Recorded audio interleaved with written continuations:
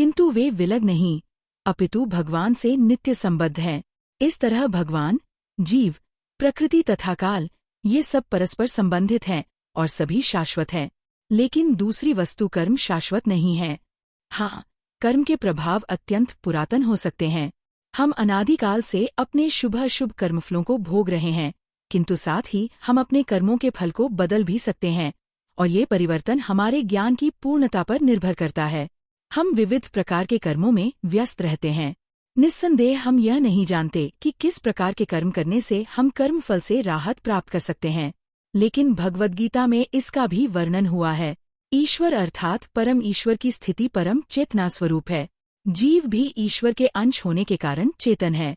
जीव तथा भौतिक प्रकृति दोनों को प्रकृति बताया गया है, अर्थात वे परमेश्वर की शक्ति हैं, किंतु इन दोनों में से केवल जीव चेतन है, दूसरी प्रकृति चेतन नहीं है। यही अंतर है।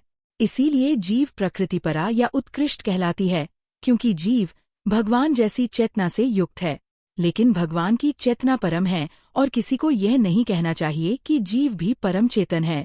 जीव कभी भी, यहाँ तक कि अपनी सिद्ध अवस्था में भी, परम चेतन नहीं हो सकता, और ये सिद्धांत भ्रामक है कि जीव परम चेतन हो सकता है।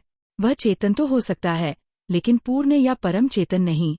जीव तथा ईश्वर का अंतर भगवद गीता के 13वें अध्याय में बताया जाएगा।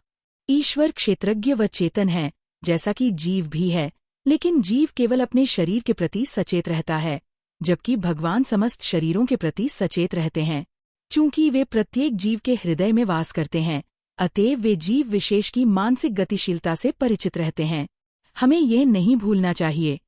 यह भी बताया गया है कि परमात्मा प्रत्येक जीव के हृदय में ईश्वर या नियंता के रूप में वास कर रहे हैं, और जैसा जीव चाहता है वैसा करने के लिए जीव को निर्देशित करते रहते हैं।